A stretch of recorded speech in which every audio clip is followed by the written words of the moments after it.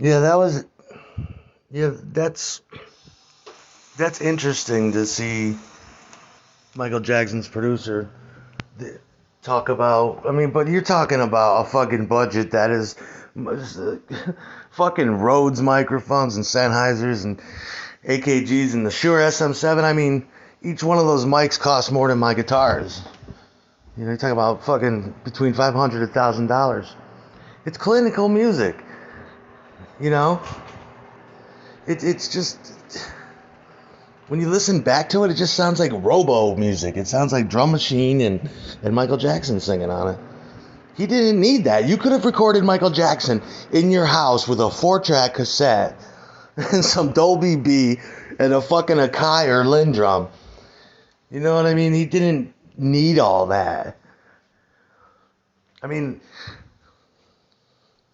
holy fucking clinical. It's like there's like he put a plywood baffle between the snare and the hi-hat. It's like that's in my way.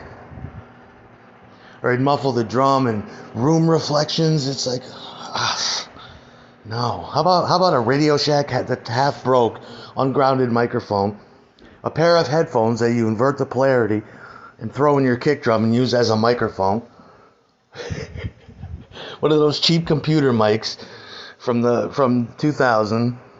And there you got a record. I like big, long, lush, or even ugly reverbs. I like spring reverbs on the voice. I'm a fan of like big fucking big plate reverbs that are just a big fucking huge plate where they send and to damp the reverb time you have to put dampers on. You know, I like my idea of a good record is like Sam Hain's November Coming Fire. With the reverbs that are longer than the tempo of the music. It's half digital with an electric kick and the rest is mic drums. And this guy with his compression. I like compression. You need to learn how to use it. It's just for kids. No, it's an ugly radio effect. The first time I ever heard it, I was listening to an unencoded DBX cassette, DBX noise reduction, and I'm like, what the hell is that effect? What is that? Where did you record this? Because DBX was famous for that. They used the compression algorithm. Compress everything. Make everything thin and brick wall limited at 20-1 or infinity. Compress everything like the fucking Beatles. Even if you don't have a good Altec compressor, run your shit through a guitar pedal. That's what you do in the meantime. I like recordings that sound like a crime scene. You know? Triple stack guitars, left, center, right. The phase inverted on the other.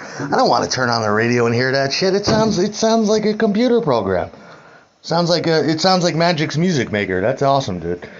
Which is an awesome program, and you can have a lot of fun with it. Sounds like Fruity Loops. Yay. You know, one of the programs that I'm actually satisfied with is the Apple phone's GarageBand. You can literally make a fucking album with that. It's incredible. It's like every good drum machine and every good sampler and every good mastering outboard gear thing you ever want all rolled into one. And it's really not that hard to use. But you can't record a band with it. Because you got that little tiny condenser mic in your phone and it will blow the fucking diaphragm out. I'll blow the diaphragm out of your expensive microphone. I will scream. I don't like that polished, clinical sound. And I think that's the shit that got... I don't know. I think a lot of these bands, these rock and punk bands from the past, when they hear their shit in the mainstream, and they're like, it just sounds too polished, and there's no cursing, and there's no mistakes, and everything's all perfect, and we're all serious. Just how to take the fuck out of it. You know? What did you use for Michael's feet while he was tapping along singing? Did you point an SM58 or 57 at his feet while he was tap dancing? It's ridiculous.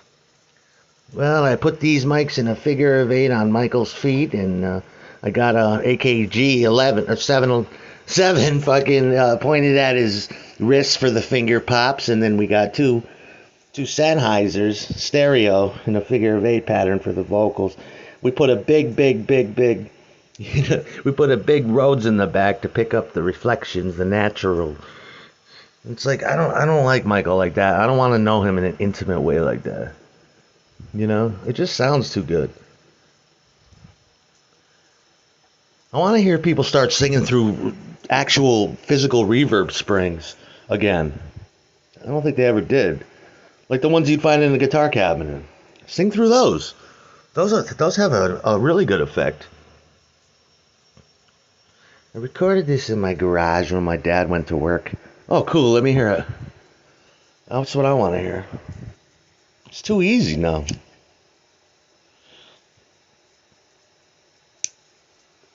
Dude, stop teasing my dick. I have to get it through my head. I'm not gonna be able to fuck a Xena, fuck a Billie Eilish, fuck a Frances Bean.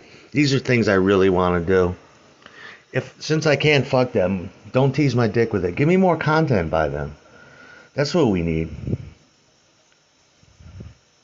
You know what I'm saying? It's a lonely Saturday. I need to stroke off multiple times, make my time go by till I get to my doctor's appointment. Meanwhile, I have to listen to this guy talking to himself.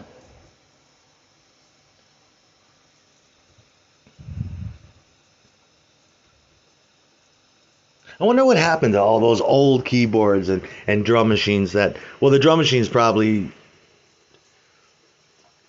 went somewhere and have some kind of use. But I mean, I imagine like the outboard gear and the keyboards.